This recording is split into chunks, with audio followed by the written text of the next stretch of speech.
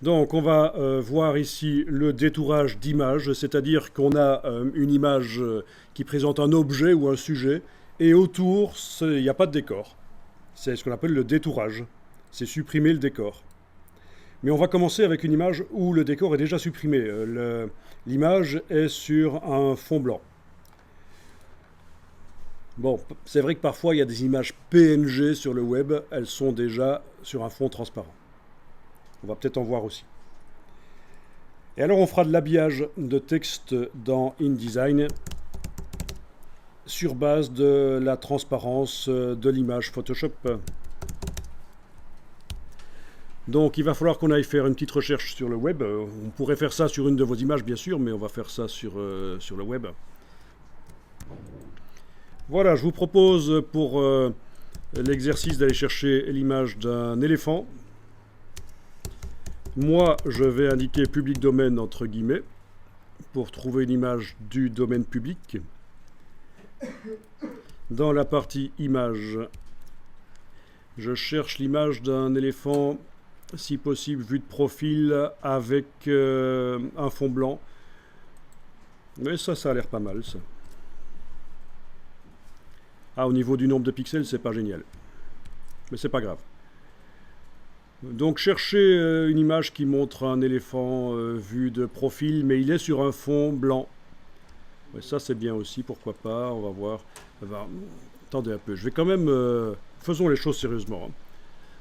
Je vais quand même cibler un peu plus supérieur à 2 mégapixels, 2 millions de pixels quand même, c'est un minimum. Si je veux des images sur un fond blanc, j'ai peut-être intérêt à filtrer ici en indiquant couleur blanc. Voilà. Là, j'ai quasiment que des images sur fond blanc. C'est pas mal. Donc, éléphant public domaine entre guillemets, supérieur à 2 mégapixels, fond blanc.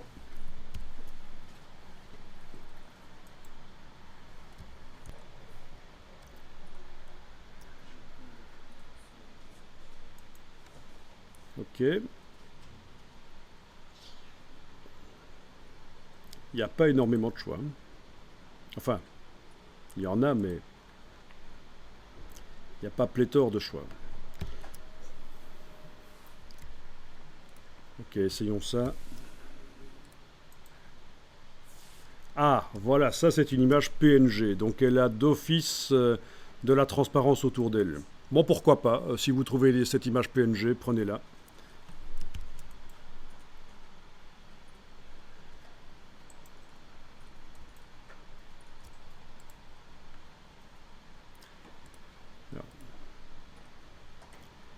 J'ai juste un petit problème avec... Ah oui, c'est malin. C'est malin, mais on va faire comme ça. Allez, ok, j'enregistre ça. J'y suis pas allé par le bon endroit parce que vous savez que dans Google, ils ont supprimé l'option afficher l'image en grand. Donc je suis pas allé chercher par Google Images et donc le bouton qui permet d'afficher l'image en haute définition, je ne l'ai pas. Mais c'est pas grave, j'enregistre comme ça. Clic droit, enregistrer l'image sous PNG. Et vous allez l'ouvrir dans Photoshop, oui. Est-ce qu'il y en a parmi vous qui ont pris l'image d'un éléphant qui n'est pas entouré de transparence? Par hasard? Non, pas encore? Vous avez tous l'éléphant entouré de transparence, parfait. Donc, il faut lancer Photoshop. Parce qu'on va l'enregistrer au format Photoshop. Le PNG marche dans InDesign, mais si on veut pouvoir mettre des calques de réglages, etc. dans Photoshop, on a intérêt à... Oui, sur l'image, on a intérêt à l'enregistrer au format Photoshop. Voilà, dans Photoshop, j'ouvre donc l'image que je viens de télécharger.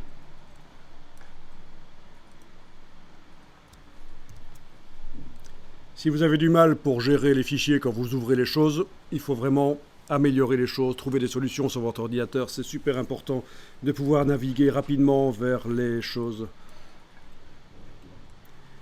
Vous avez vu que moi j'aime bien l'affichage par liste. Et en plus, ça me permet d'afficher les éléments les plus récents en haut ou en bas de la liste. Donc, il faut trouver des solutions. Quand vous irez en stage chez un futur employeur potentiel, il va observer ce que vous faites. Si vous mettez 30 secondes ou une minute à trouver les images, ça ne va pas aller.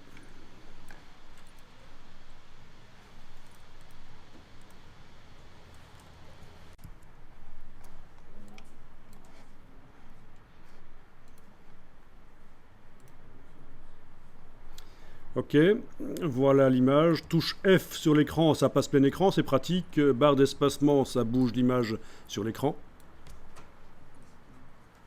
Touche F sur l'écran, c'est pour passer plein écran dans Photoshop. Barre d'espacement, c'est pour bouger.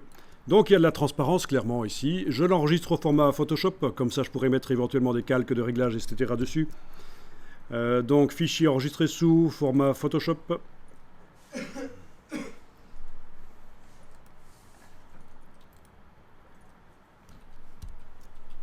Je vais l'importer dans la mise en page InDesign. Donc il faut que je l'importe à un endroit où j'ai mis du texte. Ouais. Sur quel calque au fait? On va l'importer sur le calque des images, hein. Pas sur le calque gris d'image, parce que là c'est vraiment une image toute simple. Donc je verrouille le calque gris d'image. Il faut avoir de l'ordre, hein, sinon vous n'allez pas vous y retrouver. Hein. Et je travaille sur le calque image qui est déverrouillé. Et je vais importer sur ce calque-là l'image de l'éléphant. Fichier importé. Attention, ouvrez bien la version Photoshop. La version PNG, je ne vous ai pas demandé de l'effacer parce que je voulais justement que vous compreniez que le danger, c'est de se gourer quand on va chercher l'image. Cliquez, glissez, voilà l'image de l'éléphant. Et il y a de la transparence, c'est du PNG. J'ai même pas dû utiliser la baguette magique ou d'autres choses dans Photoshop pour supprimer le fond parce que l'image directement sur le web, il y a quelqu'un qui avait fait pour moi la transparence. L'image a l'air mauvaise, c'est évidemment l'affichage, menu affichage, performance d'affichage, affichage de qualité supérieure. Voilà, l'image est de bonne qualité. Tiens, c'est certainement une vectorisation, illustration vectorielle au départ, ça. Mais bon, elle était sous forme de pixels sur le web.